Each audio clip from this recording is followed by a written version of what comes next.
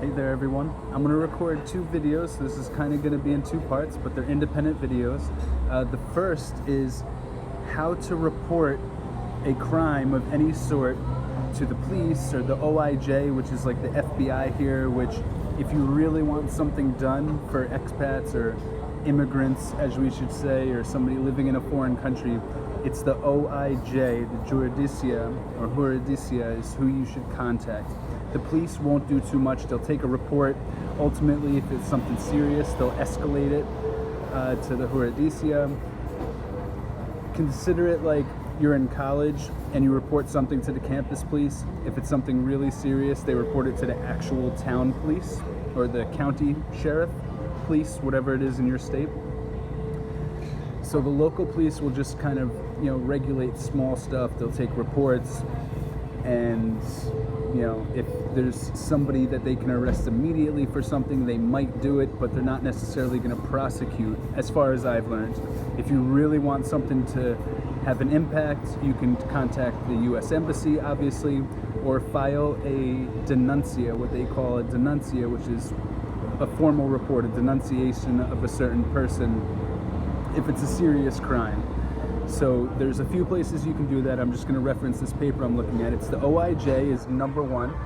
The second place you can go is the actual prosecutor's office. So you can look up the website for the prosecutor's office. Also, there's something called the ombudswoman, or the ombud. Excuse me, I'm in town here at the Toucan restaurant in Parita. If you're familiar, come here and eat.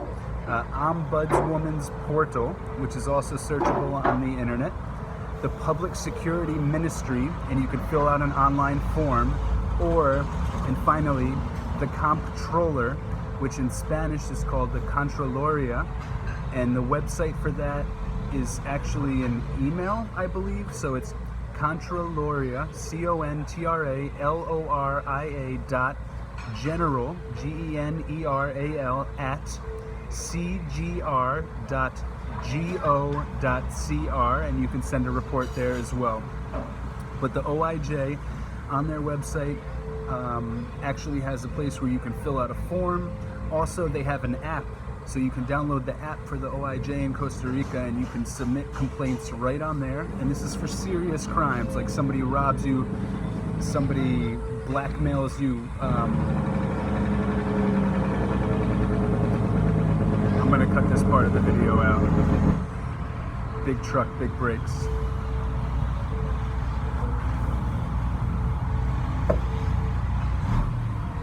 So the OIJ has obviously a phone number and a WhatsApp that you can message. You can go to their website, fill out a form, or you can download the app and you can submit complaints on the app. Now what you'll need to do is 5 phases.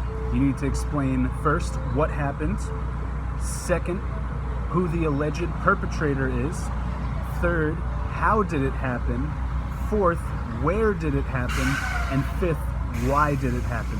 So they don't just take reports, you have to actually have detailed description of the report and specifics about it, so that you're not just making this up. You need to also include names, circumstances, places, dates, details about the event, an estimate of the economic damage, who are the witnesses and their contact information.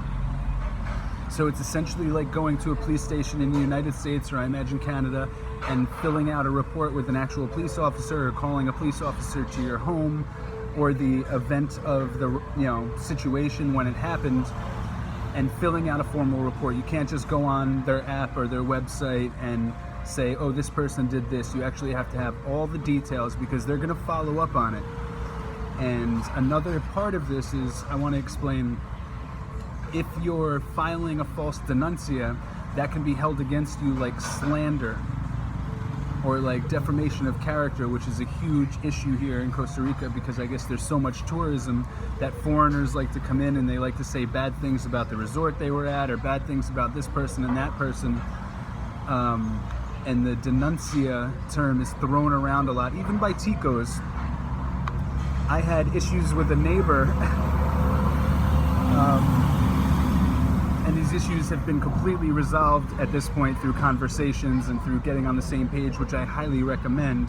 It wasn't ever an issue where I felt a denuncia was necessary, but at one point he in defending his wrongdoing, tried to say he was going to file a denuncia against me for something that I had done to get my money back from this person. And what he did was criminal, but he made up for it by paying me for the things that went missing from my property. And we came to an agreement that it was wrong, he was wrong, and that if we wanted to keep a relationship in the future, that he needed to make right by the wrongs he did to me, and he has done that since. So I highly recommend, if it's not a violent crime or somebody you didn't know has stolen from you and things like that, continue to try to have a conversation, because somebody's ego might be hurt and they won't allow them to admit guilt. And how many times have we experienced in that in anybody in life, and friends, family, and strangers? But sooner or later, if you show enough effort to want to be someone's friend and try to resolve things without bringing lawyers in or the police in, they will come to their senses if they've done wrong. Or if you've done wrong, you should come to your senses. But in this situation with my neighbor, I was harmed. He did me wrong and he knew it. And other people started giving him a hard time, like, why did you do this guy wrong? He's nice to everybody.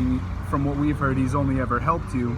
And he finally came and admitted he was wrong and paid me for the things that he took without paying and without my permission. And we resolved, okay, we're going to start fresh from here. But at some point he had thrown out he was going to file a denuncia against me because I was leaving signs on my property that basically said, pay me the money you owe me or give me my things back, and then little messages like, be honest, do the right thing. And he was getting upset about the notes I was leaving, but at some point realized there was nothing illegal about the notes I was leaving, and that his actions were the illegal actions, that if he had filed the denuncia, they would have looked into it and they probably would have arrested him because he had stolen from me, the way the situation was at the time. Now we're over that, but there are times where I've had to tell people, listen, you've got to stop doing this because it's going to turn into a denuncia in your favor and you guys are going to go to jail. For example, when I first moved into the property, the people I bought the house from continued to come back to the property for months after when I was not home and take things. And they were finding out from certain neighbors who I won't name, and it's not this neighbor that I was just speaking about. When I wasn't home, they were all communicating, Toby's out, and they would come, and I caught them a few times, and I messaged one of the family members, and I said, you can never come back to the house again. You guys sold it. If you come back, I'm going to file a denuncia against you, and you guys are going to go to jail, all of you, everybody involved. And they stopped coming, and so it's a good way to kind of almost like threaten somebody to stop doing crimes if it's a passive crime like that. But if you're robbed at like an ATM, or you own a business and someone comes in and armed robs you, which is rare, but it does happen, or somebody assaults you, or serious crimes, you can file a denuncia in the methods that I just explained to you. Now in the next video, I'm going to explain to you a few of the ways that people try to steal from others in Costa Rica, and this is both happening to Ticos and to foreigners and expats or immigrants, all in the same. I've actually heard it happening more to Ticos by Ticos, but I'll explain in that next video. So I hope this was informational. Like, subscribe, share. If you think this is pertinent, please share it with people that might be relocating to Costa Rica, so they know how to protect themselves.